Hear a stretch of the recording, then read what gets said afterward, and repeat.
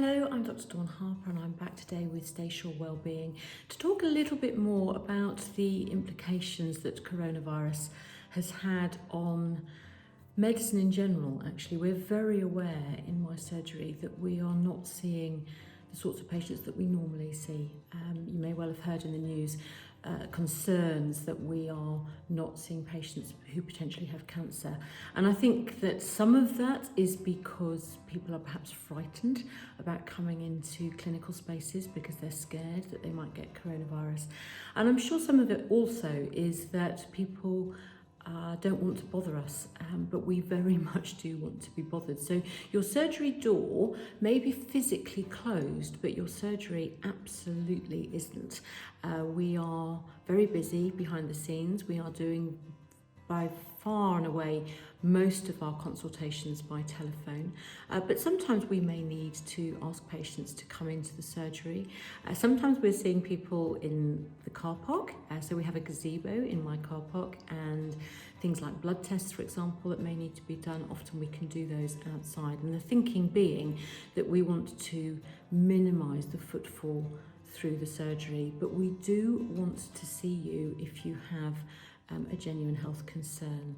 So things have changed dramatically in my surgery. We've got a basin in the waiting room. As I say, the door is locked, but we are very much still available. We don't allow any more online appointments, so you can't book online, but we do want to hear from you, and so our telephone lines are very much open, and then what will happen is you'll be put through to a doctor or a nurse, and then we decide whether we actually physically need to see you either in the surgery or, as I say, in the car park. So for those of you who are worried that you might have coronavirus symptoms, then we encourage those people to go through 111, and if possible to do that online, because you can imagine their telephone lines are absolutely jammed. And we ask you not to just turn up to the surgery because you will find that the door is locked. We have a little hatch beside our front door which opens into the dispensary, and so we can receive repeat prescription requests in a little letterbox there, and we can dispense medicines from that hatch. But we ask you not to come to the surgery unless you've been specifically requested to do so, and you'll be given a specific time to come down. And those times might be quite distanced apart because we have at the moment one room. Potentially we're going to be opening a second room, which is our isolation room, if you like. So if we are seeing patients in that room, we then need to make sure that we can completely disinfect it before we see the next patient. And of course you'll see when you come into surgery, we won't be dressed like this. We're all in scrubs, and we have PPE to wear when we see you. So it's very different, but the NHS is still very much open for business, and we do want to see you. We are mindful that we think there's probably quite a lot of pathology, a lot of illness out there that we should be seeing and we're not. So please do call your GP, and actually access the NHS in the same way you would normally. So if you would normally go on via 111, please do so, and you will then be redirected to us if we need to see you. If you would normally go to the pharmacist, please do so. If you would normally pick up the telephone and try and make an appointment to see your GP, again, do so. But if you would normally dial 999, please do so. And I think it's important that I give you a bit of reassurance, because I know there is some angst about going into clinical spaces. I've just told you how we are arranging things in my surgery so that we minimise footfall and risk to you as the patients and to us and the staff.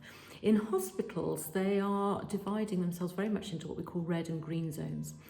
So in my local hospital, for example, there is a red emergency department and a green emergency department. So anybody who we think may have coronavirus or symptoms suggestive of will be seen in that red zone, where all the staff will be dressed in full PPE and everything is dealt with in that one isolated area. Whereas if, for example, you've broken a bone or you think you might be having a heart attack, you would go in through the green zone, And so you're dealt with in a completely different part of the hospital by a totally different team. I think it's really important that people know it is absolutely safe and appropriate to go to hospital if you need emergency care. One of the other things that I would just like to talk about is repeat prescriptions. I completely understand that during lockdown, people have been very worried about getting their repeat medicines, and we have very robust supply chains. We know that we can continue to provide medicines for people, but if everybody suddenly wants twice as much, or they're coming in early for their repeat prescriptions, then it's easy to see that we could run into trouble. So please do give us plenty of notice for your repeat prescriptions, but order them as you would normally, if you wouldn't mind, so that we don't have this sort of bottleneck, because that really could cause a problem. Your practice probably now will be embracing something called electronic prescribing, and what that means is that you can nominate a particular pharmacy where you would like to pick up your medicines from. And so what happens is we issue a prescription electronically to that nominated pharmacy, which means that once you've requested your repeat medicines, you can actually then go direct to the pharmacy. You don't have to come via the surgery. And that's all about reducing footfall into the surgery. So that's where we are at the moment. I think there's a lot of speculation about how we might get out of this complete lockdown.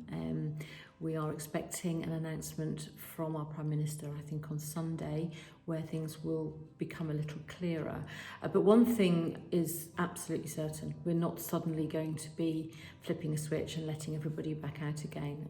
It's really important that we release the lockdowns sort of very gradually, and we keep a very close eye. I mean, it's heartening to see that the number of cases and the number of tragic deaths is falling now, and we do seem to have gone over that curve. But it would be very easy to lose control, and everybody has heard about the fears of a second spike, and that's a very real possibility. So we know that the vast majority of transmissions appear to be within households, and children don't seem to be transmitting the virus nearly so much as adults.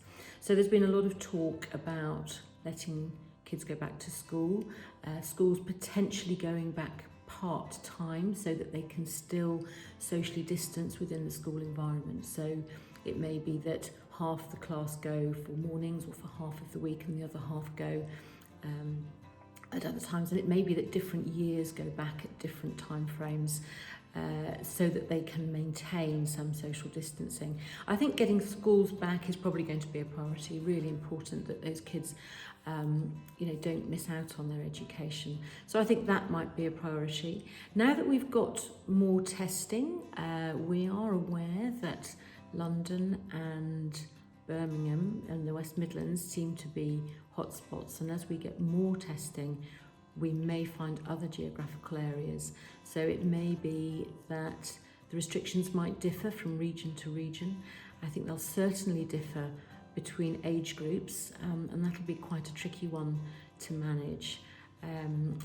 We've talked a lot, I've talked before about the issue of face masks, and whilst we can practice social distancing, the evidence is not that strong really for using face masks. But I think when we go back, if we start finding that more people are using public transport, it may be that we suggest using face masks in that environment where you can't socially distance might be something that we look into. There's also talk about the working day being staggered so that people are using public transport in staggered ways. So we'll know more at the weekend, but I think it'll be very gradual. And I think we have to be mindful that we may go through periods of releasing the lockdown and then perhaps slightly more stringent restrictions again if we start to see those numbers rise. So it's very unusual times, and I think we'll have to wait and see exactly how this pans out. for my part, I hope that we maintain some of the things that have changed for us. I know I'm very close to my family, for example, and I speak to my parents regularly, but during lockdown I've been speaking to them every single day by video link, and I think for many of us we've had some time to reflect. It's been a time of enormous tragedy, I know, for many, and thousands and thousands of families grieving and not even able to celebrate the lives of their loved ones in the normal way. So it's been a very tricky time, but I think we perhaps we've learnt some good lessons as well about what really matters in this world, and I hope that perhaps we all think a little bit more about our carbon footprint and about what really matters, and what really matters, of course, is friends and family. So thank you for listening to me, and I do hope you all stay safe and stay well.